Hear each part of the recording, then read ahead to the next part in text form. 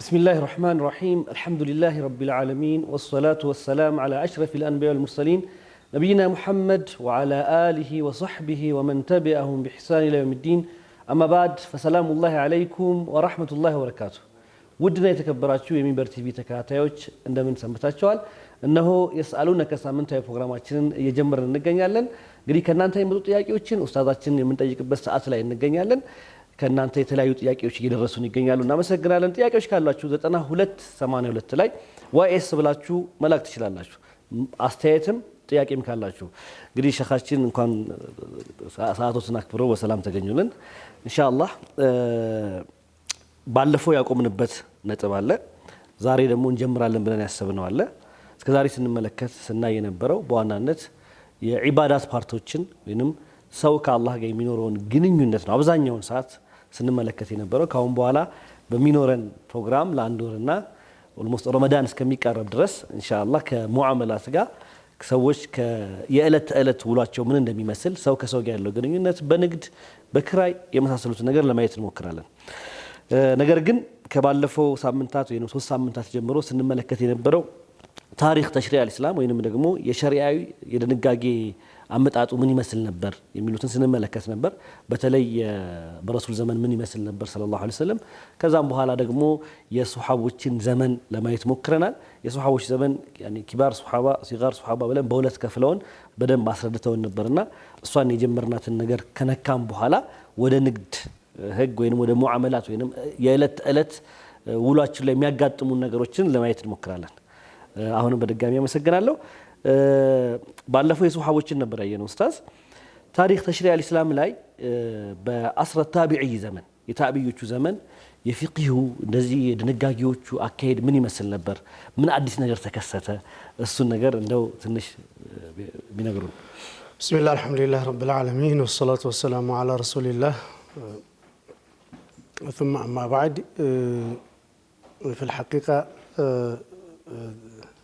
التشريع في عصر الصحابة له ميزة كما أن للتشريع في العصر النبوي له ميزة وكذلك لكل عصر له ميزته በተለይ እነዚህ ሶስት ዘመኖች በጣም የተቀራረቡ እንትኖች አሏቸው ዓስሪን የነብዩ ሰለላሁ ዐለይሂ ወሰለም ዘመን ለማስታወስ ያክል በዛ ሰዓት ላይ ማስደር ተሽሪዕ الوحي ነው ወህይን ለሁለት ከፍለን ወህይ መጥሉብ ወህይ غير መጥሉብ ብለን ወህይ መጥሉብ የሚነበብ ወይም ቁርአን ማለት ነው ሌላው ደግሞ ወህይ غير መጥሉብ የሚባለው ደግሞ የነብዩ ሰለላሁ ዐለይሂ ወሰለም ሐዲስ ነበር ማለት ነው ከዛ ዓስር الصحابان ለሁለት ከፍለን ሙስም አይተነዋል አሁን የዛሬው ዓስር ታቢዒን የራሱ የሆነ ባህሪ አለው እሱ ማለት ነው እንግዲህ በተወሰነ መልኩ ዓስር الصحابي ጋራ የሚያዝበትና የሚገናኝበት ነገር አለው እሱ ምንድነው ሲባል ወህይ እንቅጣዕ ሆኗል ወህይ የለም ነብዩ ሰለላሁ ዐለይሂ ወሰለም ከዚህ ዓለም በሞት ተለይተዋል የሙስሊሞች ግዛት እየሰፋ መጥቷል እለት ከእለት ሙስሊሞች የሚገጥማቸው ጉዳይም እየሰፋ እየበዛ በተለይ ደግሞ የሌሎች ስልጣኔ ባልተቤት የሆኑ ህዝቦች ወደ እስልምና ገብተዋልና ያን ስልጣኔያቸውን ይዘው ነው የመጡት ስለዚህ ለሚያደርጉት መስተጋብራቸው ወይም ለሐያታቸው ወደ እስልምና ለገቡ እነዚህ የሌላ ስልጣኔ ባልተቤት የነበሩ ህዝቦች እስላማዊ መፍትሄን ይሻሉ ስለዚህ እስልምናው ለኩል ዘማን ለኩል መካን ለማንኛውም ዘመን የማያስረጀው ቦታ የማይሽረው በመሆኑ መፍትሄ መስጠት አለበትና የራሱ የተሽሪዕ ባህሪ ነበረው ማለት እንችላለን እሱም ያው استخدام العقول ነው አቅልን መጠቀም የሚለው በሱሐቦችም ጋራ በታቢዒዎችም ጋራ ይገናኛል አቅልን ተጠቅመ አእምሮህን ተጠቅመ ቂያስ ይያሉ የሚጠራው ነገር ማለት ነው ቂያስ ነበር በርግጥ ኢጅማዕም ያው في عصر الصحابه የተጀመረ مصدر التشريع ነው ግን በስፋት በዓስር الصحابه ጊዜ ያን ያክል ቂያስን አልተጠቀሙትም ነበር በተለይ የመጀመሪያው ትላላቅ ሱሐቢዎች በነበሩበት ዘመን ላይ ዓስር ሲጋር الصحابه ላይ ግን የተወሰነ ተጠቅመውታል ግን ታቢዒዎች ዘን በጣም በስፋት ቅያስን የተጠቀሙበት ዘመን ነበር ይህ ጊዜ ማለት ነው። እና በዚህ ጊዜም እንደው መዛሂቦችም የፈሉት ወይም መሰረታቸውን የጣሉት እዚሁ አካባቢ ላይ ነበር። ታቢዒና ታቢዒንና ታቢዑ ታቢዒን ታቢዒን ላይ የታቢዒ ዘመን ላይ አቡ ሐኒፋ على القول الراجح أنه تابعي ናቸው صحابي ናቸው። አነስ ብን ማሊክን አግኝተዋል። ታቢዒ ናቸው። ከአነስ ጋር ተገናኝተዋል። ከአነስ ብን ማሊክ ጋር ተገናኝተዋል ነው የሚሉትና እሱ የራሱ መዝሀብ ነበራቸው፣ የራሱ መድረሳ ነበራቸው። ስለዚህ ይሄ መዛሂቦች የምናውቃቸው መዛሂቦች መሰረታቸውን የጀመሩት በዚሁ في عصر التابعين ነበር፣ በታቢዒዎች ዘመን ነበር። እንግዲህ ሰለፍ የሚለው የመዝሀብ ባለቤቶችን ያካትታል ማለት ነው። ሰለፍ ነበሩ። ሰለፍ ነው ስንል አቡ ሐኒፋ ሰለፍ ነበሩ፣ ኢማም ማሊክ ሰለፍ ነበሩ፣ ኢማም ሻፊዒ ሰለፍ ነበሩ፣ ኢማም አሕመድ ብን ሐንበል ሰለፍ ነበሩ። ረሒመሁሙላሁ ጀሚዓን አላህ ይዘንላቸው ሁላቸውም። እና እነዚህ የነሱ ዘመን እንግዲህ የታቢዒዎች ዘመን የመዝሀቦች መውጣት ወይም መጀመር ጊዜ ነበር ማለት እንችላለን። መለያው አብዛኛው ቅያስን በስፋት የመጠቀም ጊዜ የሚታይበት ነበር። በእርግጥ ቅያስን አጠቃቀማቸው ከቦታ ቦታ ከሀገር ሀገር ሊላይ ይችላል። አስር ታቢዒን ወአስር ታቢዕ ታቢዒንም በተለይ ማለት ነው። አሁን ይሄ መዝሀቦቹ ስፔሻሊ ሶስቱ መዝሀቦች ከኢማሙ አቡ ሐኒፋ ውጭ ያሉት የማሊኪ የሐንበሊና የሻፊ መዝሀብ ማሊኪ ሻፊና ሐንበሊ መዝሀብ ማለት ነው። እነሱ ያው ታቢዒ አንላቸውም፣ ታቢዒ ነው የምንላቸው። ስለዚህ ከነዚህ ከመዝሀቦቹ በፊት የነበሩ መሻይኾች አሁን ጎልቶ የሚታዩት አቡ ሐኒፋ ኢማሙ ማሊክ እያለ ነው የምናወራው። ግን ይሄ በሱሐቦቹ ከሱሐቦች በኋላ የመጡ እነዚህ ታቢዒዎች ላይ ትላልቅ ዑለማዎች ነበሩ። እነማን ናቸው? ወይንም ለነዚህ ለመዝሀብ ባልተቤቶች ሸሪዓውን ያስተላለፉት ያስተማሯቸው የምንላቸው እነ ሰይድ ሙሰየብ እና ምንላቸው እነዚህ እንግዲህ ከታቢዒዎች ፉቃሃው ሰብዓ የሚባሉ ታቢዒዎች አሉ። ትላላቅ ሰባት የታቢዒ ፉቃሃዎች ተብለው የሚጠሩ አሉ። ከዛ ውስጥ እንዳልከው ሰዒድ ሙሰየብ ፈቂሁል ፉቃሃ ወሰይዱል ዑለማ ብለው ይጠሩታል። አንዳንድ ዑለማዎች የፉቃሃዎች ሁሉ ፈቂህ የዑለማዎች ሁሉ አንጋፋ በመባል ይጠራል። ሰዒድ ሙሰየብ በጣም ታዋቂ ታቢዒ ናቸው። የራሳቸው የሆነ የፍቅህ መንገድም ነበራቸው። እንደማንም በዚህ ጊዜ ይሄ የታቢዒዎች ዘመን የበኒ ኡመያ የመጨረሻው ዘመን አካባቢ ላይ እንደው ተጠናቋል ማለት እንችላለን እና ሰሓቢዎች እንደ ሂጅራ አቆጣጠር 137 አካባቢ እዛ አካባቢ ድረስ ባለው እንግዲህ ሰሓቢዎች በብዛት ከዚህ ዓለም እንትን ያሉበት ነው። በቃ ወይም ታቢዒዎች ኪባሩ ታቢዒም ራሱ በዚህ ብዙ ጊዜም በዛን ሰዓት ላይ የሉም ማለት እንችላለን ይላሉ። ይሄ ዘመን በዑመር ብን ዓብዱልዓዚዝ አማካኝነት ዓስር ተድዊን ሱናም ነው ብለናል ባለፈው።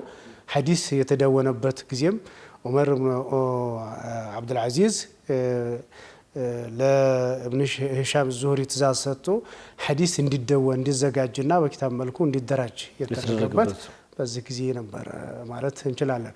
ላኪን እያንዳንዱ ቅድም እንደነገርከው እንዳነሳው ይሄ የመዝሀቦች ሲልሲላ ወይም የመዝሀቦች አመጣጠን ስናየው የሻፍዕያው መዝሀብ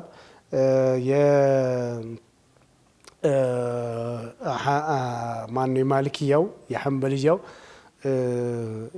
የመድረሰተል ሒጃዝ ጋር የተያያዘ ነው። መድረሳዎች ለሁለት ይከፈሉ ነበር በዛን ሰዓት ላይ في عصر التابعين ማለት ነው። መድረሰተል ሒጃዝ ተብሎ የሚጠራ ነበረ። የሒጃዝ መድረሳ ነበር። የሒጃዝ መድረሳ ማን ነው የሚለውን ሒጃዝ ማለት መካና መዲና አካባቢ ማለት ነው። አብዛኛው እዛ አካባቢ ላይ ካን ፊህ ወፍረቱ ሰሓቦች በብዛት ነበሩና እንደው ለሚገጥማቸው ችግር ብዙም የማህበረሰብም ጋራ ያው ዘው ሙጅተማዕ አረቢ ነው ብዙም ባህሉ ወጉም የተለየ አዲስ ነገር አልነበረምና ለሚገጥማቸው ነገር ብዙም ከሱሐቢዎች ሐዲስን ማግኘት ይችሉ ነበርና ቂያስን መጠቀም ሆነ ወይም ደግሞ ሌላ ነገር መጠቀም ብዙም ወደዛ አልገፋፋቸውም።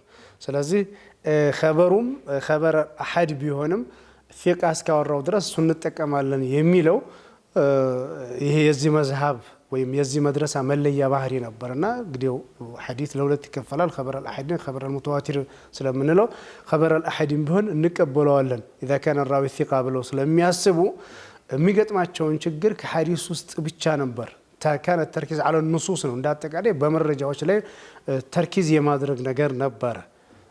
ظواهر النصوص ላይ ተርኪዝ የማድረግ ነበር ማለት እንችላለን።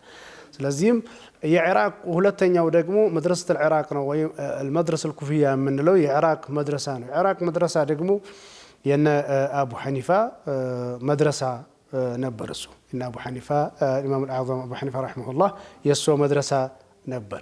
ይሄኛው استخدام الرأي والقياس بصفات يتايل قياس المتقم رأي المتقم بصفات يمتايبت مدرسة نبر هي مدرسة العراق معناتنا لمن دينو عندنا بعده محبط الوحي ነው ከወህይ የወረደበት አካባቢ ሂጃዝ አካባቢ የራቁ ነበሩ ብዙም ሱሐቢ አልነበረም።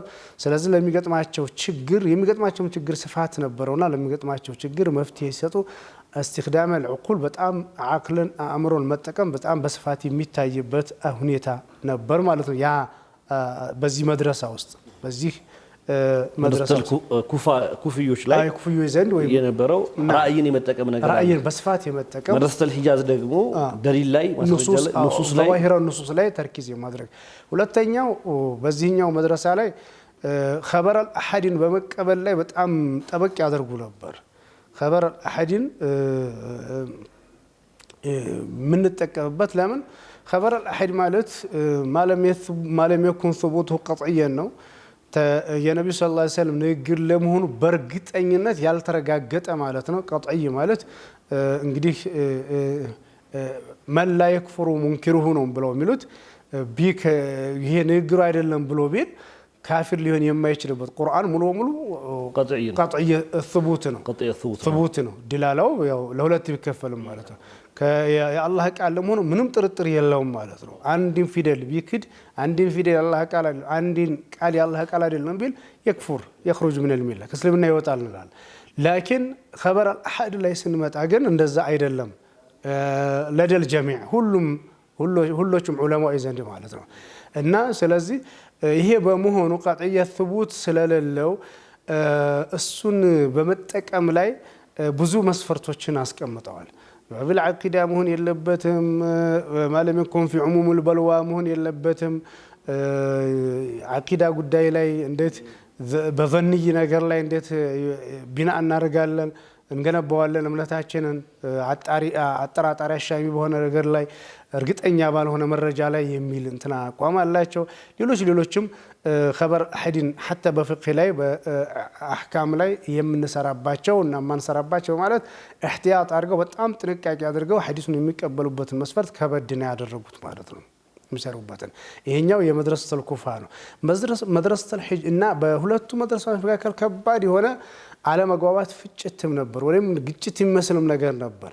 ከዛም እንግዲህ ያው አቡ ሐኒፋ ረሂመሁላህ በእንደ ሂጅራ አቆጣጠር 150 ላይ ከዚህ ዓለም ከተለዩ በኋላ እንትና ኢማሙ ሻፊዒ ረሂመሁላህ ሙሐመድ ኢብኑ ሐሰን አልሸይባኒም ጋር አቡ ዩሱፍ አልቃዲ ጋርም ከተገናኙ በኋላ ነገሩ መርገብ ቻለ።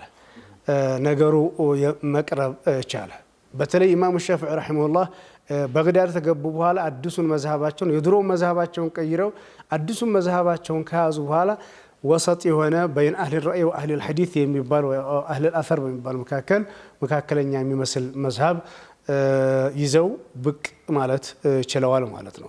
እንግዲህ ይሄ የሁለቱ የዓስር ታቢዒን መለያው መዛሂቦች በዛት ወይ መሰረታቸውን የጣሉበትና ለመዛሂቦች ትልቁ የመነሻ ነጥብ ወይም የተጀመረበት ዘመን ነው ማለት እንችላለን ማለት ነው።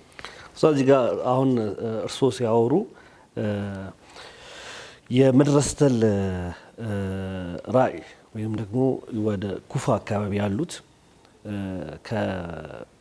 ከዋህዩ ከሚወርድበት አካባቢ መራቃቸው አቅላቸውን በጣም ኢስቲኽዳም እንዲያደርጉት እንዲጠቀሙት አድርጓቸዋል ብለዋልና አሁን በዚህኛው ጃኒብ ሐነፊዮቹ ራእይ ነው የሚተገብሩት ሐዲስ አይከተሉ ምናምን የተባለ የሚወራው ጋር ትንሽ እንትን አለብኝ። እኔ ጋር የነበረው ተጨባጭ ወደዛኛው አካባቢ እስልምና የተስፋፋ ስለመጣ አዳዲስ ማህበረሰብ ቅድም መጀመሪያ እንዳወሩት እርሶ አዳዲስ ማህበረሰብ ወይንም አዳዲስ ሀገሮች እየተከፈቱ እስልምናን እየተቀበሉ ሲመጡ ስልጣኔያቸውን ይዘው መጥተዋል ብለዋል። ስልጣኔያቸውን ይዘው ስለመጡ አዲስ አኗኗር፣ አዲስ ህይወት፣ አዲስ አስተሳሰብ እነሱ ጋር አለ፣ እኛ ጋር ማስረጃዎች አሉ። ያን የማስታረቅ ስራ ነው እየሰሩ ያለው። የግድ ራእይ ያስፈልጋል፣ የግድ አክልን መጠቀም ያስፈልጋል ከሚል አንጻር ነው ወስጄው የነበረው። ግን ከዋህይ ቦታ ርቀዋል ስንል እንዴት ነው? ከዛ ጋር ትንሽ እንትን ያለው ይመስላል። አይ ምንድን ነው استخدام العقل والرأي እኮ ይሄ መንቀባ ነው፣ ፈዲላ ነው። አላህም ለዓለኩም ተዓቅሉን ለዓለኩም ተዘከሩን እያለ ወደ 300 አካባቢ የሚደርስ የቁርአን አያ ላይ ይናገራል። አቅልን መጠቀም ኒዕማን መጠቀም ነው። ስለዚህ ለእነሱ ክብር ነው እንጂ ምንም ጉድፈት የለውም። ማለት የፈለኩት ግን ይሄ መድረሰተል ሒጃዝ ላይ ብዙም ክስተት አያጋጥማቸውም። ለሚገጥማቸውም ችግር ብዙ ሰሓቢዎች ነበሩ። ወፍረት ሰሓባ ነበር።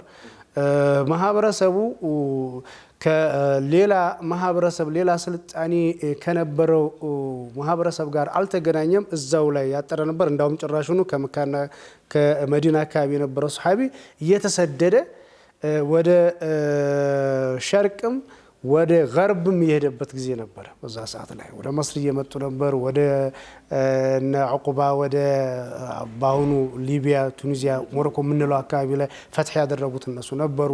ብዙ ሰሓቦች ደግሞ ወደ ፉርስ ሀገር ሄደው ነበር።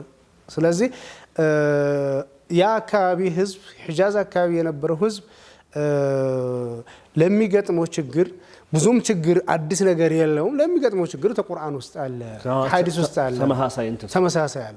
እዚህ ወደ ኢራቅ ስንመጣ ደግሞ ከተለያዩ ስልጣኔዎች ጋር የነበረ ማህበረሰብ ነው። ፉርስ ጋር በዚህ ተገናኝቷል። በዚህ በሻም በኩል ደግሞ ሮም ጋር የተገናኘ ኢራቅ ራሱ የራሱ ሐዳራ ያለው ስልጣኔ ያለው ሀገር ነበርና የሚያጋጥመው ነገር በጣም ብዙ አዳዲስ ነገራቶች ነበሩ። ስለዚህ ያ ሁለት አንድ አይነት አይደለም። ያ ችግር በእስላማዊ እይታ መፍትሄ ለመስጠት አቅልን መጠቀም የግድ ነበር ለማለት እና ከዚህ እይታ ነው እንጂ አንዳንድ ጊዜ በቂያስ የተደረሰበት ነገር ሐዲሱ በቂያስም ኢስባት የሆነው ነገር ምናልባት ሐዲስም ተእይድ ሊያደርገው ይችላል፣ ነስም ተእይድ ሊያደርገው ይችላል። ምንም እንትን የለውም። قال لا يصله النص ላይ ደርሰው ይችላል። ወይ ደግሞ البحث في علل الأحكام እስልምናን ሰፊ የሚያደርገው ለሁሉም ዘመንና ለሁሉም ጊዜ ብቁና በቂ የሚያደርገው እስልምና البحث في علل الأحكام ነው ይላሉ። ምን ማለት ነው? አንድ ሁክም ለምን እንዲሆነ የሚለውን ምክንያቱን አጣርቶ እቺ ምክንያት ባለችበት ቦታ ሁሉ ሁክሙም ተከትሏት ይሄዳል፣ ሁክሙም ይኖራል ማለት ይሄ የእስልምናን ዘመን አይሽሬነትን ጊዜ ቦታ የማይገድበው መሆኑን መገለጫ ባህሪው ነው የምንለው። ኸይር ኡስታዝ፣ ሹክራን ጀዛከላህ። እንግዲህ ተመልካቾቻችን ኡስታዝ ያው የታቢዒ ዘመንን በስፋት አብራርተውልናል። በዚህ ዘመን ላይ ቂያስ በጣም የጎላበት ሁኔታን ገልጸውልናል። ምክንያቱም እስልምና በጣም እየተስፋፋ ፈትሖች የተለያዩ ሀገሮች እየተከፈቱ ከሂጃዝ ወይም ደግሞ ረሱል ሰለላሁ ዐለይሂ ወሰለምና ዋህዩ ከነበረበት አካባቢ እስልምና ወደ ተለያየ በሸርቅም በገርብም በሁሉም አቅጣጫ የተስፋፋበት ሁኔታ ስለነበር የሰለሙት ሀገሮች የሰለሙት ማህበረሰቦች ደግሞ ወደ እስልምና ሲገቡ ይዘውት የመጡት የራሳቸው የአኗኗር ዘይቤ፣ የራሳቸው ባህል፣ የራሳቸው አስተሳሰብ ስለነበራቸው አዳዲስ ነገሮች ስለመጡ የግድ አዳዲስ ነገሩን ለማስታረቅ ሲባል ቂያስ በስፋት የተንሰራፋበት ዘመን መሆኑን ኡስታዝ አስቀምጠዋል። እንደዚሁም ደግሞ የመዝሃቦች መሰረት የተጣለበት ከአራቱ መዝሃቦች ስፔሻሊ አቡ ሐኒፋ ከኢማም አነስ ብን ማሊክ ረዲየላሁ ዐንሁ ታላቁን ሱሐባ አግኝተዋል። ለዚህ ታቢዒ ናቸው። ነገር ግን መዝሃቦች መሰረት የተደረጉበት የመዝሃብ መሰረት የተጣለበት በዚህ ዘመን መሆኑን ኡስታዝ አስቀምጠውልናል። ሂጃዝና ወደዛኛው ደግሞ ወደ ኩፋ አካባቢ ሁለት ትላልቅ አስተሳሰቦችም የተከፈቱበት አህለል ራዕይ የሚባሉትና እንደዚሁም አህለል ሐዲስ ወልአሰር የሚባሉ የተመሰረቱበት ዘመን መሆኑን ኡስታዝ አስቀምጠዋል። ኢንሻአላህ ተመልካቾቻችን እንግዲህ ባላችሁበት ጠብቁን፣ ተመልሰን እንመጣለን።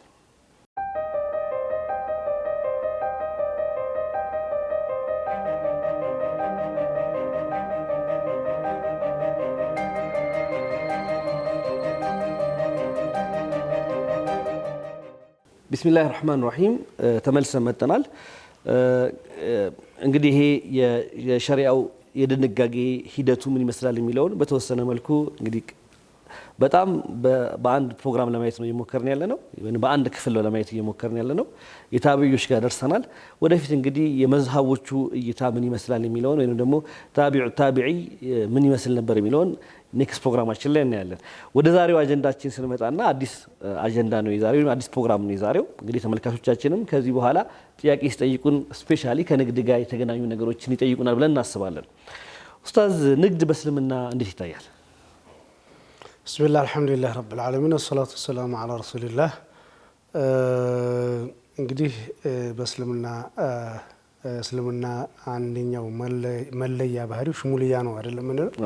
ሁለንተናዊነት፣ ሁሉን አቀፍ ፍጡርና ፍጡር መካከል ያለውን ግንኙነትም የሚገዛ ፍጡር መካከል ያለውን ፈጣሪ መካከል ያለውን ግንኙነትንም የሚያብራራ የሰው ልጅ በህይወትም ያለ ከሞተም በኋላ ያለውን ጉዳይ የሚመለከት ሁለንተናዊነቱ ይሄ ነው ማለት ነው። ይሄንን ክፍል ይተዋል። ይሄንን ጉዳይ እስልምና አይገባበት የምትለው ነገር የለምና ንግድ አንደኛው ከስብ ነው፣ የከስብ አይነት ነው። እኛ በፍቅህ ላይ በተለይ በሐነፊያ ፍቅህ ላይ ኪታቡል ከስብ የሚባል ኪታቡል ከስብ ኪታቡ ሶላት እንደሚባለው ኪታቡል ከስብ የሚባል ቡዩ ውስጥ ማለት ነው። አይ ራሱን የቻለ ስለ ከስብ ምንድነው መከሰብ አለ። ከስብ እንግዲህ ምን ማለት የስራ መከሰብ ማንኛውም በቃ ምንም ይሁን አሁን እዚህ ላይ መከሰብ አለብህ፣ ራስህ መቻል አለብህ፣ ሰጪ መሆን አለብህ፣ ተቀባይ አትሁን ምናምን ይሄን ጉዳይ ነው የሚያወራው። ስለዚህ ጉዳይ ብቻ የሚያወራ አንድ ከስብ አለ ማለት ነው። ያከሳሰብ መንገዱ ደግሞ ሌላ ምናልባት ነጋዴ ስለሆነ ይሁን ኡስታዝ ምናልባት እንደዛ ሊሆን ይችላል። ይቃሉ ነው ካነ ታጅረ በዚህ ጣቃ ወይም ብትል ልብስ ነጋዴ ነበሩ ይባላል።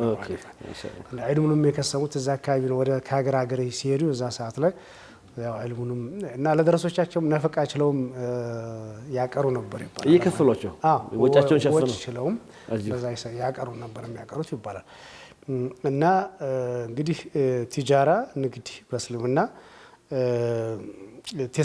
ነቢ ስ ላ ሰለም በሐዲሳቸው ቴስዓት አዕሻር ርዝቅ ነው አይደል ያሉት። ከሪዝቅ 9/10 ቲጃራ ነው። ከ9/10 የሪዝቅ ቲጃራ ንግድ ነው። ንግድ እንደዛ ነው የሚባለው። እንግዲህ ነቢዩ ስ ላ ሰለም ራሳቸውም ነጋዴ ሆነው ሰርተውበታል። ከዛም ደግሞ ከአሽረተል ሙበሸራ ውስጥ አብዛኞቻቸው ነጋዴዎች ነበሩ። በንግድ ላይ ሙዛዋላ ሲያደርጉ ነበር። ንግድ ምንድን ነው እንደ እስልምና የሚለውን ስናየው እንግዲህ ሙዛወለቱ አመልን ቢሸራኢ ሲልዓትን አንድ እቃ ገዝቶ ወበይዑሃ ቢስዕሪን አዕላ ከዛ ይበልጥ ጋሊበን አብዛኛው ለሆነ አትርፎ መሸጥ ማለት ነው። እንግዲህ ይሄ ሲባል በእስልምና ውስጥ ሲልዓ የሚለውን እቃን መሸጥ የሚለው አይንያም ልትሆን ትችላለች፣ ገይረ አይንያም ልትሆን ትችላለች ብሎ ይከፍላሉ። ሰርቪስና ፕሮዳክት እንደዛ ይባለው ማለት ነው። አካል ያለው ቁስ ነገር ሊሆን ይችላል፣ ወይ ደግሞ ቁስ ያልሆነ ነገር የማይዳሰስ ነገርን ጥቅምን አሳልፎ መስጠት ሊሆን ይችላል። የቲጃራ አይነት ነው ብሎ ይላሉ። ለዛም ነው አሁን ለምሳሌ እዚህ ሰምሰራ ድለላ ውስጥ ይገባል ይላሉ። ይሄ ኺድማ ሰርቪስ ቅድም አንተ እንዳልከው እሱን በሱ መነገድ ይቻላል። ስለዚህ ግዴታ ሲልዓ የሚለው የሚዳሰስ እቃ ብቻ ወይ ቁስ ብቻ አይደለም። አይንያም ገይረ አይንያ በማለት ያው ይከፍሉታል ማለት ነው።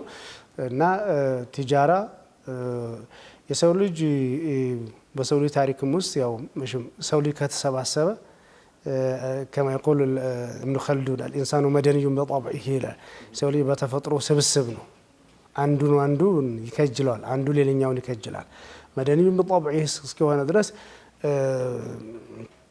በጥንት ጊዜ ሙቃይዳ ይሉታል ፍቅህ ላይ እቃን በቃ መለወጥ ማለት ነው ስንዴን በገብስ መለወጥ ከብትን በከብት ሄዶ መለወጥ ግመልን በግመል መለወጥ ይሄ ሙቃይዳ ይሉታል ግመልን በግመል ወይ ግመልን በስንዴ እንደዚህ ነው እቃን በቃ መለወጥ ከዛ ሲሻሻል መጨረሻ ላይ ምንድነው የመጣው صفائح الذهب صفائح الذهب ማለት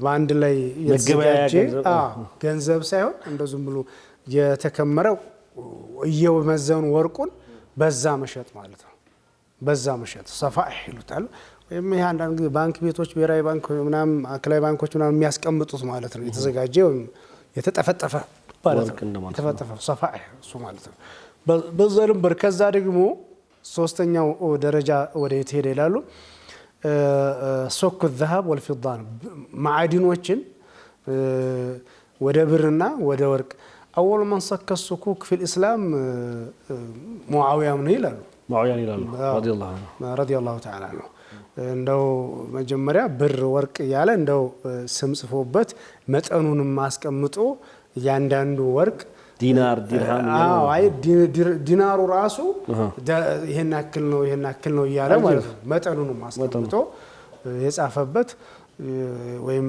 እንደ ሳንቲም ያዘጋጀው ሙአዊያ ነው ይላሉ اول من صكسوا ከዛም ቀጠለ ያው በአሁኑ ሰዓት ላይ የምናየው ያው የአውራቅ ንቁድ ማሊያ ነው የጥሬ ገንዘብ ሶክ ንቁድ الأوراق المالية ጥሬ ገንዘብን ባንክ ኖት የሚባለው እሱን ማዘጋጀት ለኛው አሁን ያለንበት ዘመን ላይ ነው ማለት ነው ያለው ስለዚህ እስልምናው በዚህ ጉዳይ ላይ የመጡት ከዚህ በፊትም በተደጋጋሚ እንዳለው በዚህ ጉዳይ ላይ የመጡት መረጃዎች ቁርአንና ሐዲስ መረጃዎች ጥቅል ስለሆኑ ለሁሉም ዘመን ለሁሉም ሁኔታ ምቹ ናቸው ማለት ነው ምናልባት አዲስ የግብይ ስርዓት እንኳን ቢፈጠር አያስቸግሩ መረጃዎቹ የተከለከሉት ነገሮችን ስለተገደቡ እነዛን ያጠሩ ወደ እስላማዊ እይታ ውስጥ በማስገባት የግብይ ስርዓቱን ማዘመን ማሻሻል ለዘመኑ ለሁኔታው ምቹ ማድረግ እንችላለን ማለት ነው ኸይር ነው እንግዲህ ኡስታዝ ያው ንግድን በተመለከተ የሰጡን ነገር አለ እስልምና በባህሪው ሽሙልያ ነው ወይንም ሁለገብ ሁለንተናዊ መሆኑን አስቀምጠውልናል ስለዚህ ንግድንም ይመለከታል የፍቂህ ኪታቦች ላይ ኪታቡል ቡዩ የንግድ ህግ የሚል በሁሉም መዝሐብ ላይ ተቀመጠ ነው ስፔሻሊ ሐነፊ መዝሐብ ላይ እንደው ኪታቡል ከስብ የሚል ለብቻው እንደተቀመጠው አስቀምጠዋል ንግድን አስመልክቶ የመጡ የቁርአንና የሐዲስ ማስረጃዎች ጥቅላዊ መሆናቸው ደግሞ ለሁሉም ዘመን ለሁሉም ጊዜ ለሁሉም ቦታ አዳዲስ ላይ የመጡ ሁኔታዎችም ጭምር እንዳስፈላጊነቱ እየተመዘዙ ከእስልምና ዋና መህረጋ እንዳይጋጩ ተደርጎ መሰራት ህጎቹ መውጣት እንደሚችሉ ኡስታዝ አስቀምጠዋል በሐዲስም 9-10ኛው ንግድ እንደሚይዝ ቲጃራን እንደሚይዝ አስቀምጠዋል ታላቁ ነብይ ረሱል ሰለላሁ ዐለይሂ ወሰለም ነጋዴ መሆናቸውን ከትላልቅ ሱሐቦች ነጋዴ መሆናቸውን አስቀምጠዋል እንግዲህ ንግድ የተባረከ ነው ስለዚህ ይሄ ንግድ ላይ እንግዲህ ያላችሁ ወንድሞች እህቶች ጥያቄ ካላችሁ ሰሞኑን የምንመለከተው ይሄን ነገር ስለሆነ 9282 ላይ ዋይስ ያላችሁ መላካችሁ እንዳትረሱ ወደ ንግድ ስንመጣ ኡስታዝ የንግድ መሰረቶቹ ምን ናቸው ዋናዎቹ መሰረቶቹ እንግዲህ መጀመሪያ ቅድም ያነሳ ነው እንትን ላይ የንግድ ጉዳይን ስናነሳ የንግድ አመጣጥ ንግድ አንዳንድ ጊዜ እስልምናው ምንትሻር የሆነው በነጋዴዎች በሳሊህ ነጋዴዎች እንደሆነ ትልቅ የዳዕዋ ሚናም አለው ለዛም ነው በእስልምናችን ውስጥ ንግድን ለንግድ የተመቻቸ ሁኔታዎችንም እንዲፈጠር አድርጓል እስልምናው ለምሳሌ ሙሳፊር ከሆነ ማሳጠር ትችላለህ ማለቱ ጾም ማፍጠር ትችላለህ ማለቱ በንግድ ላይ በወጣበት ሰዓት ላይ ይሄ ሁሉ ለንግድ የተመቻቸ ሁኔታዎችን አየረን የመፍጠር ስራ ነው ማለት ነው እስልምና እንደው የአምልኮ ስርዓቱን እንኳን ከሱ ጋር እንዲጣጣም አድርጎታል ማለት ነው እና ንግድ እስልምና ምትሻር ከሆነባቸው መንገዶች አንደኛው መሆኑን መርሳት አያስፈልግም ወይም ማስታወስ ያስፈልጋል ማለት ያክል። ይሄ ምን ያህል እንግዲህ ነጋዴዎቹ ሷሊህ ከሆኑ አሁንም ድረስ ምክንያቱም ንግድ አይቆምም። ቅድም እርስዎም እንዳነሱት የሰው ልጅ በባህሪው ተሰባስቦ ነው የሚኖረው። አንዳችን ከአንዳችን እንፈልጋለን። እኔ ከኢሮፕ እንፈልገው ነገር አለ፣ ኢሮፖች ከኔ ይፈልጋሉ፣ እኔ ከቻይና እፈልጋለሁ። ስለዚህ የሰው ልጅ ይንቀሳቀሳል ማለት ነው። በሚንቀሳቀስበት ሰዓት እስልምና አሁን እንደነገሩን ተስፋፍቷል። በዚህ አሁን ሀገራችን ላይ ብዙ ሀገሮች ላይ እስልምና የገባው በነጋዴዎች ነው። ስለዚህ ይሄ ነጋዴዎች ግን ሷሊህ መሆን የሚለው ግን መሰረታዊ ነገር ነው አይደል? በተለይ አሁንም ቢሆን መጥቶ የሚገዛው ሰውዬ ሙስሊም ብቻ አይደለም፣ የሌላ እምነት ተከታዮች መጥተው ይገዟቸዋል። እና ይሄ ሷሊህ ጋር እሷን እንደው በደንብ ብናወራበት ደስ ይላል። صحيح يعني النبي صلى الله عليه وسلم كما روى اعتقد انه الامام الترمذي سننه التجار فجار الا من اتقى الله ይላሉ። ነጋዴዎች ፉጃሮች ናቸው ወይም አመፀኞች ናቸው ወይም ወንጀለኞች ናቸው አላህን የፈራ ሰው ቢሆን። አላህን ተፈራ ግን ከዚህ ውጭ ነህ ማለት ነው። እንግዲህ በዚህ ሰዓት ላይ የማጭበርበር የማታለል ሐራም ነገር ከተቀላቀለበት ከባድ ነው አደጋው ማለት ነው። ላኪን ግን ኢዛ እንትን ካልከው ደግሞ በሐላል መንገድ ከተጠቀምከው ደግሞ ጥሩ የርዚቅ በር እንደሆነ ያው እንትን ላለ። ቅድም ግን ዋናው አንድ ያየነው ነገር የንግድ አመጣጥ ስናይ ለምሳሌ እነ ሙዓዊያ እንደዛ አድርገው ነበር። እስልምና ለምንድን ነው እንደዚህ አይነት ትኩረት የሰጠው? እዛው ያለህበት ቦታ ላይ ተቸንክረህ ተቀመጥ አይደለም የሚለው፣ አዘምነው አሳድገው ነው የሚለው። አዘምነው አሳድገው። ቀደም እንደነገርኩ ሙዓዊያ ሳንቲም የማተም የማዘጋጀት ምናምን እንደዚህ በተለያዩ ጊዜ መዛግብት የንግድ መዛግብቶችን ማስቀመጥ ምናምን እንደዚህ አይነት ነገር። ስለዚህ ሙስሊሙ ይሄንን እንደ ኢባዳ አካልም ነው። ተዕሚር ፊል አርድ ነው የምንለው አይደል? ተዕሚር ፊል አርድ ነው፣ መሬት ግንባታ ነው። በስ ወላ ተስዱ ፊል አርድ بعد اصلاحها الله የሚለው ተዕሚር አልአርድ ደግሞ ኢባዳ ነው እሱ። እና ምድርን ማልማት ማለት ነው። ምድርን ማልማት መገንባት የተፈጠርንበት ለሰው ልጅ ምቹ እንድትሆን ማድረግ ይሄ የኢባዳ አካል ነው። የኢባዳ አካል ነው ብለን ነው ማሰብ ያለበት። ወይም አንድ ሙስሊም ነጋዴ እንደዛ ነው ማሰብ ያለበት። ለሰው ልጅ ጥሩ ነገርን ማበርከት መልካም ነገር ነው ወይም አመል ሳሊህ ነው ብሎ ማመን አለበት እንላለን።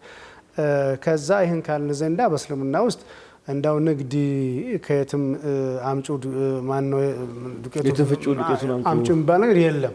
ኡሱሶች መሰረቶች አሉት። የንግድ መሰረቶች የሚባሉ በጣም ብዙ መሰረቶች አሉ። አንዳንዱ መንሱስ ዐለይሂ ፊ ሸሪዓ በሸሪዓ በግልጽ የተነገሩ ነጥቦች አሉ። አንዳንዱ ደግሞ ምናልባት ወልይ አልአምር ሪዓየት ለመሳሊህ አልዓማ የህዝቡን ጥቅም ለመጠበቅ ሲል ሊያስቀምጡ የሚችል ጉዳዮች አሉ። እንደ ምሳሌ ያክል ብናነሳ በእስልምና ውስጥ የንግድ መሰረቶች አድል የመጀመሪያው ነው። ፍትሃዊነት። ስለዚህ በዚህ በአድል ስንመጣ ማዋሸት የለበትም። አይቡን እንዳይደብቅ የቃውን አይብ። ያ ሰሓቢ ነቢዩ ሰለላሁ ዐለይሂ ወሰለም ሄዱና የተምር ክምር ተምር እንደዚህ ከምሮ ይሸጣል። ለምሳሌ አሁን ሀገራችን ላይ ሽንኩርት ተከምሮ እንደሚሸጥ ማለት ነው። ተምሩ ተከምሮ ይሸጣል። ሲሸጥ ጊዜ ነቢዩ ሰለላሁ ዐለይሂ ወሰለም እጃቸውን ገባ አድርገው ተወስር ሲያዩ እርጥብ አይተውበታል፣ ተምሩ ላይ ማለት ነው። ለምንድን ነው ይሄን እንዲያደረከው ሲሉት የማ ዝናብ መጥቶብኝ ነው አሉ። ከላይ ያለው ደረቅ ነው፣ ከስር ዝናብ ይመጣል። ለምን ደረቁን ከስር እርጥቡን ከላይ ለምን አደረከው ማለት ነው? እንግዲህ መሆን ያለበት አይቡን ነውሩን መደበቅ ማሳየት ነው ያለው። የፈለገ ግዛ ያልፈለገ ይተው እንጂ መደበቅ የለበትም። እንግዲህ አሁን ይሄን እኛ እንትን ላይ ማን ነው ጤፍ ላይ ወይም ዱቄት ላይ ጀሶ ቀላቅሎ እንትን የሚል ትውልድ ከሙስሊሙ መውጣት የለበትም። ይሄ ከባድ ነው፣ በጣም ከባድ ነው፣ በጣም ከባድ ነገር ነው። እንደዚህ መሆን ቅቤ ላይ ሙዝ ቀላቅሎ የሚሸጥ ትውልድ መፈጠር የለበትም። አስለ መኖር የለበትም። በጣም ዒብ ነው ማለት ነው። ምንም ቢሆን ነብዩ ሰለላሁ ዐለይሂ ወሰለም በሐዲሳቸው ብለዋል كما في الحديث الذي رواه ابن مسعود رضي الله تعالى عنه قال حدثني رسول الله صلى الله عليه وسلم هو الصادق المصدوق إن أحدكم يجمع خلقه في بطن أمه 40 يوما نطفة ثم يكون علقة مثل ذلك ثم يكون مضغة مثل ذلك ثم يبعث إليه الملك فيؤمر بكتب 4 كلمات بكتب رزقه وعمله وأجله وشقي أو سعيد ብሎ ይጻፍለታል ሪዝቁ ተጽፎልሃል سببه تدرسال ስላላወቀው የቱን ያክል ነው ስላልከው ስላለው የት ላይ ነው ማግኘው የምታውቀው ነገር የለም ልክ እንደዛች እንደ በራሪዋ ጧት ትወጣለች سببون ታደርሳለች ግን ተከትቧል ሪዝቅህ ተከትቧል መክቱብ ነው ምንም ልትሆን አትችልም ልትጨምርበት ቀንስበት አትችልም ቀናዓ ያስፈልጋል በተለይ ሙስሊም ከሆንክ ማለት ነው ስለዚህ ይሄ አድል የግድ ነው ፍትሃዊ መሆን የግድ ነው ሌላኛው እንግዲህ በእስልምና ውስጥ ለዛ ነው ብዙ ነገራቶች በዚህ ውስጥ ብዙ የሚካተቱ ነገሮች አሉ ገረር ጀሃላ ምናምን ምንለው ነገር አለ የሁለቱንም ጥቅም ታሳቢ ማድረግ አለበት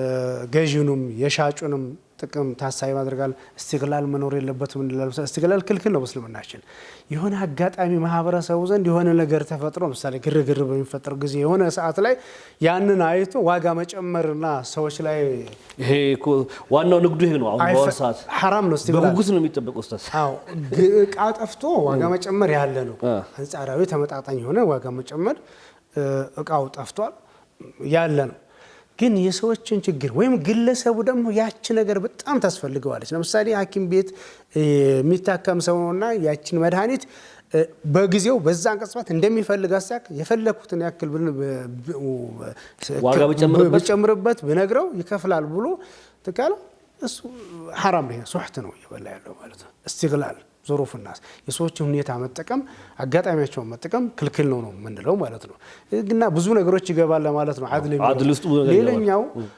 اصول التجاره في الاسلام حريه አለው ነፃነት አለው حريه مزاوله البضائع حريه التجاره አለው በተወሰነ ይሄን ነገር አትሽጥ ይሄን በዚህ ነገር አትነግድ በዚህ ነገር ነግድ የሚባል ነገር የለም በእስልምናችን በእስልምናችን ውስጥ አንድ ሰው ልብስ መነገድ ይችላል ጫማ መነገድ ይችላል መኪና መነገድ ይችላል ቤት መነገድ ይችላል መሬት መነገድ ይችላል በፈለገው ነገር ሐላል በሆነ ነገር ሁሉ መነገድ ይችላል ግን የሀገር መሪ እዚህም ላይ አሁን የሀገር መሪ ለመስለሐተን አማ ለሀገር ጥቅም ለህዝብ ጥቅም ብሎ ግን መገደብ መወሰን ይችላል መድኃኒትን እኔ እንጂ ማንም ለነግድ አይችልም ማለት ይችላል የሆነን የምግብ አይነት ወይም የፍጆታ አይነትን ይሄንን እኔ እንጂ ልሸጠው አልችልም ማለት ይችላል ለህዝብ ጥቅም ሲባል ላኪን አስሉ ግን ማንኛውም ሰው በማንኛውም ነገር ላይ መነገር ይችላል ሐላል በሆነ ነገር ላይ መነገር ይችላል ይፈቀድልህ ሐላል የምንቀይደው ሐላል ነው ሐላል እዚች ጋር እንያዛትና ተመልሰን እንመጣለን ተመልካቾቻችን እየተመለከትን ያለነው ስለ ንግድ መሰረቶች ነው ኡስታዝ እያብራሩ ነው ሁለት ነገሮችን ነግረውናል ነጋዴ ንግድ ላይ የመጀመሪያው አድል የሚባለው ነው በስፋት አብራርተውታል ሁለተኛው ሁርያን ያብራሩ ነው የሚገኙት ተመልሰን እንመጣለን ኢንሻአላህ ባላችሁበት ጠብቁን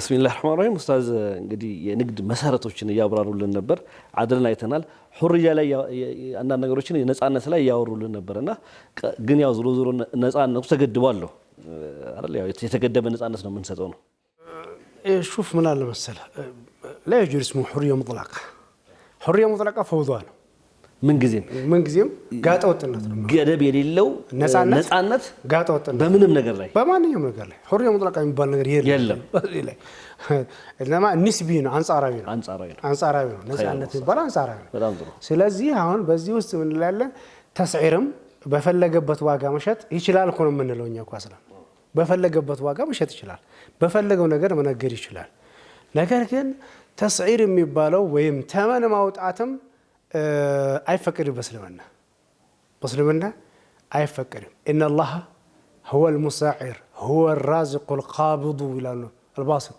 ነብዩ ሰለላሁ ዐለይሂ ወሰለም አላህ ነው ተመኑን የሚያወጣው የሆነ ነገር ይወደድ ብሎ የሚያወጣው እሱ ነው የሚያስወድደው ርካሽ የሚያደርገው እሱ ነው የሚነሳው እሱ ነው የሚዘረጋው ይላል ተመን ማውጣት የለበትም። ወይም ደግሞ ሐድ አድና ሐድ አዕላ ከዚህ በታች መሆን የለበትም። በነገራችን ላይ እኮ በሁለቱም እኮ ነው እንዴ በሁለቱም እኮ ነው። ሰው የዋጋ እንትንን ብቻ ይመስለዋል። የውዲ ወይም ዝቅተኛም ከዚህ በታች መውረድ የለበትም፣ ከፍተኛም ከዚህ በታች በላይ መሆን የለበትም። በሁለቱም ነው አይፈቀድ። ተስዒር ላይ ተመን ማውጣት ላይ ሁለቱም የእቃዎች አይነት የላቸውም። ማንኛውም ቢሆን ተስዒር አይፈቀድም። አስሉ ይሄ ነው። ነፃነት መኖር አለበት ነው ምን ኢላ طبعا الا اذا كان هناك مصلحه عامه የህዝብ ጥቅም ካለ ለምሳሌ ረሃብ ሊሆን ይችላል፣ ችግር የሚሆንበት ጊዜ ይኖራል። የሆነ ችግሮች ካሉ መስለሐ አለ ከተባለ ማውጣት መተመን ይችላል የሀገር መሪ። አስሉ ግን በእስልምናችን ነፃ ንግድ ነው። ነፃ የንግድ ስርዓት የግብይት ስርዓትን ነው የሚያበረታታው። ለምንድን ነው ስለ ሕክማ ይላል። የምርት መጠንን ለመጨመር ነው። የምርት መጠን ለምሳሌ አንድ ዕቃ 1000 ብቻ ነው፣ በ1000 ብር ነው ከዚህ በላይ ማለፍ የለበትም ተብሏል ቢባል ሁሉም ሰው ምንድን ነው የሚሆነው? የተሻለ ነገር አምርቶ ጥራት ያለው ነገር አምርቶ ወይም ስፋት አምርቶ ከዛ እንዲቀንስም ዋጋውን እንዲቀንስም አያደርገውም። ውድድር አይኖርም፣ እድገት አይኖርም። በቃ ሰነፍ ነው የሚሆነው። ሰነፍ ባለበት ይቆማል። ወመተመን ይሄ ነው የሚለው በእስልምናችን እንደዛ ነው። في أصوص التجارة في الإسلام እንደዛ ነው የምናየው። ስለዚህ ተስዒር ዋጋ ማውጣት አስሉ አይፈቀድም ነው የምንለው። ተስዒር አይፈቀድም እንላለን። ላኪን ግን حالات الضرورة ጊዜ አንዳንድ ጊዜ ዑመር ኢብኑ ኸጣብ ሒስባ የሚባሉ ነበሩት፣ ወይም ደግሞ ደንብ አስከባሪ እንደባላቸው እንደ ፖሊስ ነገር ገበያ ለገበያ እየዞሩ የሚያዩ ነበሩ ይባላል። እነዛ ሰዎች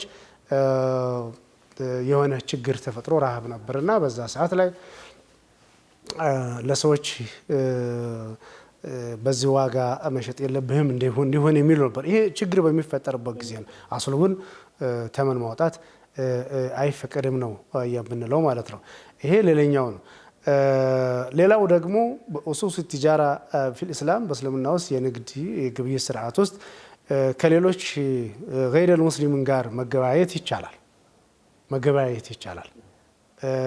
ግን መገበያየት የማይቻልባቸው ነገራቶች አሉ ብለን የምናምናቸው ነገራቶች አሉ። ኸምር መሸጥ አይቻልም። ለሃይማኖታችን የሚሆን ነገር ላይ አይቻልም። ለምሳሌ መስቀል መነገድ እንበለው ምሳሌ ሱቁ ላይ ማለት ነው። ወይም ኸምር ቢራ ምናምን መሸጥ አይቻልም። የተከለከሉ ጎጂ የሆኑ ነገሮች በእስልምና ውስጥ የተከለከሉ ነገራቶች እነዛን ነገራቶች መሸጥ አይፈቀድም ነው የምንለው።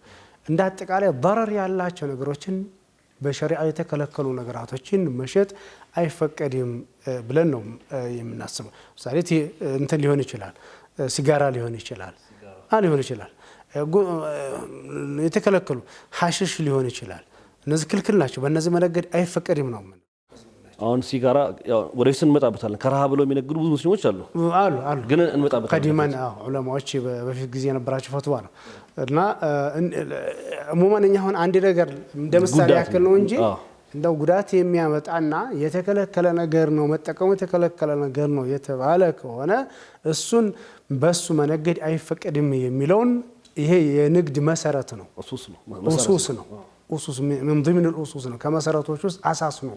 አንደኛው አሳስ መሰረት ነው ማለት እንችላለን። ሌላኛው በእስልምና ውስጥ غير المسلمين በፍቅህ ላይ አይፈቀድም ብለን የምንለው ለምሳሌ መሳሪያ መሸጥ ክልክል ነው። ወይም ሌሎች ስትራቴጂያዊ የሆኑ ነገራቶችን ፈረስ ትከለክላለች። ሰይፍና መሳሪያ ነው ከሚል አንፃር እንደዛ ነገር የሚሉ እንደው አሁን በዘመናዊ ፉቃዎች ዑለማው ሙዓሲሪን ሲያወሩ እሙር ስትራቴጂያዊ የሆኑ ነገራቶችን አሳልፈ መሸጥ አይፈቀድልህም ብለህ ይላሉ። ምናልባት አንዳንድ ጊዜ ፔትሮልም ሊሆን ይችላል እኮ አስፈላጊ በሚሆንበት ሰዓት ልትጠቀምበት ትችላለህ።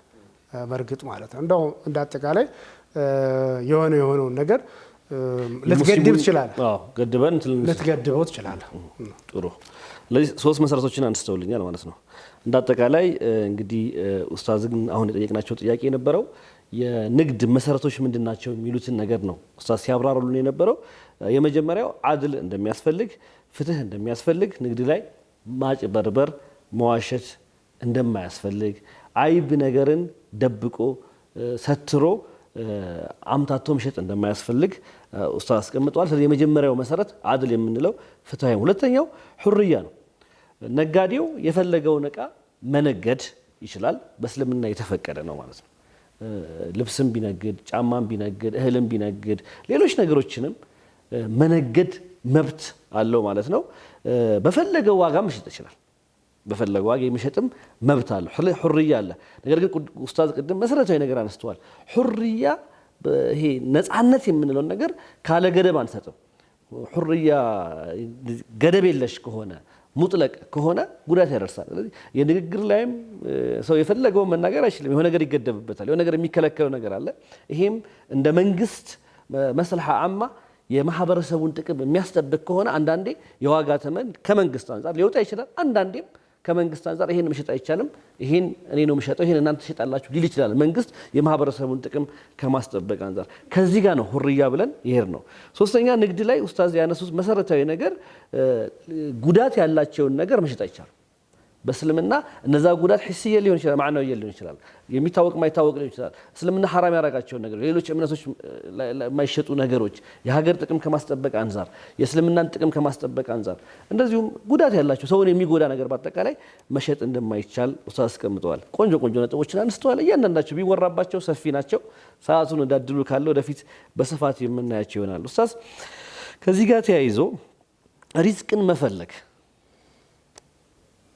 ለሪዝቅ መልፋት፣ መንከራተት፣ ከሀገር ሀገር መሮጥ እንደው ሪዝቃችን ተከስቦልናል አለ ኡስታዝ። ቅድም በነገሩ ሐዲስ መሰረት አራት ነገሮች ብሎ አንዱ ሪዝቅ መክቱብ ነው ተጽፏል። ምን አለፋኝ እኔ ቤት መስጊድ ቁጭ ብዬ ብዘክርስ? ተከስቧል። የት ይሄዳል? እንዴት ይታያል? ቢስሚላህ شوف حديث النبي صلى الله عليه وسلم لو توكلتم على الله حق توكله لرزقكم كما يرزق الطير تغدو خماصا وتروح بطانا الى الحديث سؤال እንደው በእውነት በትክክል በአላህ ላይ ብትመኩ ቢሆን ኑሮ እውነተኛ የሆነ ተወኩል ቢኖራችሁ ቢሆን ኑሮ በራሪዎቹን አዋፎቹን እንደሚረዝቀው ይረዝቃቸው ነበር። እነሱ ጎተራ የላቸውም፣ አካውንት የላቸውም፣ የሚያስቀምጡበት ጓዳ ቀዳዳ በርሜል የላቸውም፣ ምንም ነገር የላቸውም። ጠዋት በሉ፣ ጠዋት መልሰው ደግሞ ይወጣሉ፣ ባዶ አንጀታቸውን ይወጣሉ፣ ሲመለሱ ወዳቸው ሞልተው ይመጣል አሉ። ግን ተመልከት مع اختلاف الخلقة ያፈጣጠር ልዩነት ከመኖሩ ጋራ ግን እነዚህ በራሪዎች እዛው እንትናቸው ላይ ዒሻቸው ላይ ወይም መኖሪያ ቦታቸው ላይ ጎጆአቸው ላይ ማለት ነው እዛ ላይ ቁጭ ብለው ይመጣልል አላሉም። ወይ ንፋስ አምጥቶት ወይ ምናምን አምጥቶ ይረፍ ብላሉ። ጠዋት ተነስተው ይወጣሉ ነው የተባልከው። ይንቀሳቀሳሉ ነው፣ ሰበብ ያደርሳሉ ነው። አላህ Subhanahu Wa Ta'ala ይህን ዓለም ሲፈጥረው ሱነን አስቀምጧል፣ የራሱ መመሪያ አስቀምጧል። ሱነን ከውንያ የስነ ፍጥረታቱ መመሪያዎች አሉት። መመሪያዎች ምንድነው? ገበሬ እንዲያርስ ነው። አርሶ ሲያበቃ ዘርቶ ሲያበቃ ፍሬው ያላህ ፈንታ ነው። ነጋዴው ይነግዳል፣ ጠዋት ይወጣል፣ መርካቶ ይሄዳል፣ ሱቁን ይከፍታል፣ ወይም የሆነ ቦታ ላይ ሱቁን ይከፍታል። ከዛ በኋላ ገዢውን የማምጣት የሱ ፈንታ አይደለም። የሚመጣው ሰው ሁሉ ገዝቶ ላይ ሄድ ይችላል። አንዳንድ ጊዜ እኮ ብላል መሰለ ሰው አሁን ሰው እንትን ላይ ስተት ላይ ሲወርቅ የምታየው ምንድነው? ጎረቤቱ ላይ ያለው አንዱ አፈቀላጤ አንዱ አፈቀላጤ በዚህ አግባብታ ዋሽታ ምናምን ሲሸጥ ለምን እኔም አልዋሽም የሚል ነገር ሊያመጣበት። እኛ ይሄን ክፍል ነው መከልከል ያለብን። ንግድህን ክፈት፣ ሱቅህን ክፈት፣ ንግድ ቦታ ሂድ፣ ማልደህ ሂድ፣ የሚደረገውን ነገር ሁሉ አድርስ፣ እቃ አቅርብ። ከዛ በኋላ ግን የርዚቅህን ነው የምታገኘው። ምንድን ነው ከዚህ በኋላ ያለውን ነው አላህ የሻለህን ነገር ነው የምታገኘው የምንለው ከዚህ በኋላ ነው፣ ከልፋት በኋላ ነው። ወለዚነ ጃሃዱ ፊና ለነህዲየነሁም ሱቡለና ነው ካለው መልፋት ነው ያለ። ለዛም ነው ነቢያቶችን አላህ ወዳውን ነስር ማድረግ እየቻለ እንዲለፉ እንዲወጡ እንዲወርዱ አደረጋቸው። ከዛ በኋላ ነስር መጀመሪያው ነው ለምን መስራ መስጠት አይችልም ነበር፣ እንድንማርበት ነው። የሰው ልጅ ከለፋ ከወጣ ከወረደ በኋላ የሚያገኘው ፋይዳ ጥቅምም ጣዕሙን ያውቀዋል፣ ያጣጥመዋል ያውቀዋልና። ለዛም ነው አብዱራህማን ብን ዐውፍ ረዲየላሁ ተዓላ ዐንሁ ከመካ ወደ መዲና ሂጅራ ባደረገ ጊዜ አንድ ሰሃቢ ምን ይላል? አንዷ ሚስቴ ልፍታልህና ያው እድርሃለሁኝ ገንዘቤ ነው ግማሽ ላካፍልሃል። ዱለኒ ዐለ ሱቅ አለው። ዱለኒ ዐለ ሱቅ ገበያውን ያለበት ቦታ አድርሰኛለሁ። ነገደ ሀብታም ሆነ። ትላላቅ ቱጃሮች ውስጥ ሆነ። እንዲህ አይነት ሰሃቦች ነበሩ። ጀይሽ አልዑስራን እንትን ያለው ማን ነው? ዑስማን ነበር። ከነዛ ሄደን እኛ ዝህድና የሚለውን እና ሀብታም የሚሆነው አንድ ሰው የመጨረሻ የድሃ ሆኖ ኪብር ሊገባበት ይችላል። ኩራተኛ ሊሆን ይችላል። ጣማዕ ሊሆን ይችላል። በጣም የሚከጅል ስግብግብ ሊሆን ይችላል። ሹሐም ሙጣዕ ሊኖረው ይችላል። ግን ድሃ ነው። ድሃ ሆኖ ሲያበቃ የመጨረሻ ደግሞ ሀብታም ሆኖ ሲያበቃ ደግሞ ሙተዋዱዕ ሊሆን ይችላል። የተናነሰ እንደ ዑስማን ብን አፋን አይነት እንደዚህ አይነት ሊኖር ይችላል። ስለዚህ ገንዘብ ማግኘት አለና አለማግኘቱ አይደለም ጉዳዩ። ረሂመሁላህ ሼኻችን ሼክ መሐመድ አረብ ሸመጢ እንደዚህ ይሉ ነበር። ወንድም መስጂድ ተቀመጥ አልከስብም የምትል ከሆነ አንተ ዛሂድ ሳትሆን ናሂድ ነህ። ናሂድ ምን ማለት ነው? ከዚህ ሂድ ማለት ነው። ናሂድ ከዚህ ሂድ ማለት ነው። ናሂድ ከዚህ ናሂድ ነህ እንጂ ዛሂድ አይደለም የሚሉ ነበር ረሂመሁላህ። እና ስታየው አስሉ ከስበህ አልየድ ልዑልያ ኸይሩ ምን አልየድ ሱፍላ ነው የተባለው። እርዚቅ መከሰብ መልፋት። ነቢዩ ሰለላሁ ዐለይሂ ወሰለም ታጅር ነበሩ። በልጅነታቸው የሰዎችን ፍየል ሲያግዱ ነበሩ። ነቢዩላህ ዳውድ ካነ ሐዳድን ብረት ይቀጠቅጡ ነበረ። ማንሴ እንደዚህ ያደርጉ እንደዚህ አይነት ነቢያቶችም ነው ሰሓቦችም ታላላቅ ዑለማዎችም ታሪካቸውን ስታዩ ይህን ነው የሚያመላክተው። እና መከሰብ ርዚቅን በእጁ ማድረግ ከፋፍ መኖር ራሱን መቻል ስምና የሚያበረታታው ነገር ነው። መሆን ያለበትም እሱ ነው። ስለዚህ ያው መነገድ ኢባዳ ነው ልንል እንችላለን ማለት ነው። ቅድም ባየነው መንገድ ኢባዳ ነው። አንዳንድ ጊዜ እኛ ኢባዳ የሚለው ቅድም እኮ ተዕሚር ወማ ኸለቅቱል ጂነ ወልኢንሳ ኢላ ሊያዕቡዱን ሲል ሰው ሶላት መስገድ ምናምን ነገር ብቻ ይመስላል። ጾም ብቻ ይመስላል። ወማ ኸለቅቱል ጂነ ወልኢንሳ ኢላ ሊያዕቡዱን ተዕሚር አልአርድ ኢባዳ ነው አይደል? ለሰው ጥሩ ነገር መስራት በፍቅሃችን ላይ እኮ እንትን ነው የምንለው እኮ አይደል? ሰውየው ጢብ መማር ፈርደል ኪፋያ ነው አይደል? ማህበረሰባዊ ግዴታ ነው። የሆኑ ያህል ሰዎች ሕክምና ማጥናት ማወቅ አለባቸው። የጥናትና የምርምር አዳዲስ የፈጠራ ማዕከላት መኖር ፈርደል ኪፋያ ነው። በቴክኖሎጂ ዘርፍ ላይ በማንኛውም ዘርፍ ላይ ሙስሊሙ ብቁና በቂ የሆነ ሙያተኛ ማፍራት ፈርደል ኪፋያ ነው። ፈርድ ነው የምንለው ግዴታ ነው። ማወቅ አለበት፣ መማር አለበት። በቁጥርም በጥራትም መገኘት አለበት ነው የምንለው። ስለዚህ ቲጃራም የዛው አካል ነውና የዒባዳ አካል ነው። መነገድ አለበት፣ ማትረፍ አለበት፣ ታጅር መሆን አለብህ፣ ገንዘብ ማግኘት አለብህ። ገንዘብ የማን ነው ኡስታዝ? አስሉ ነህኑ ሙስተኽለፍ ነው የምንለው እኛ ሙስሊምናችን። የህዝብ ነው የምንለው። አንተ ኪስ ያለው አንተ አካውንት ያለው የህዝብ ነው። ለዛም ነው አውጥተህ ማቃጠል አትችልም እንላለን። ገንዘብ ትቀጣለህ። የህዝብ ነው የአላህ ነው? እሱማ ዝሮ ፊኒሃያ ቁርአን ላይ የሚለው ወላ ተእኩሉ አምዋለኩም በይነኩም ብልባጢል ይላል ቁርአን። በመካከላችሁ አምዋለኩም አለ የሌላ ሰው ገንዘባችሁን አትብሉ አለ። ያኒ የየቲምንም ገንዘብ እንደዚሁ ሲያነሳ አምዋለኩም ይላል። እንግዲህ አላህ በባጢል ላይ አንዱ የሌላውን አትብላ። ያው ዝሮ የሰው ልጅ ነውና ነው። የሰው ልጅ ገንዘብ የሰው ልጅ ነው። ዝሮ የሆነውን በልቶ እኮ የሰው ልጅ ይሄዳል። ከዛ የቀረው ወደ ሌላው ይጠቀምበታል። እንደዚህ እያለ ይጠቀምበታል። ገንዘቤ ነው ብሎ አወድማለሁ አቃጥላለሁ አይችልም።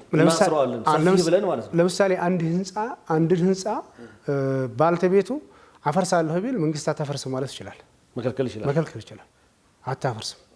የህዝብ ገንዘብ ነው። ይሄ ንብረት የራሱ ነው እኮ ግለሰብ ነው ተጠቅሞ አሁንም ያዝበት ነው። የሀገሪቱ ገንዘብ ነው። ይሄ ከዚህ ህዝብ ውስጥ የወጣ ነው። ነግዶ ያተረፈው ያፈራው ቢሆንም ከዚህ ህዝብ ውስጥ የወጣ ነው በሚለው ነው የምናየው። የዚህ ህዝብ ገንዘብ ነው፣ ማፍረስ አትችልም ብሎ ማስቆም ይችላል። መኪና ይዤ ሄጄ ገደል አስገባለሁ ብል ክልክል ነው የምንለው ማለት ነው። ስለዚህ ፊኒሃያ ተሰሩፍ ላይ ስናይ ሙስተኽለፍ ነን ነው። ሙስተኽለፍ ማለት አላህ ምትክ አድርጎን ወኪል ነን እንድንጠቀምበት የፈቀደልን ነው የምንለውም በዛም ብይታ ለዛም ነው። ስለዚህ እንደፈለክ ልታደርግበት አትችልም።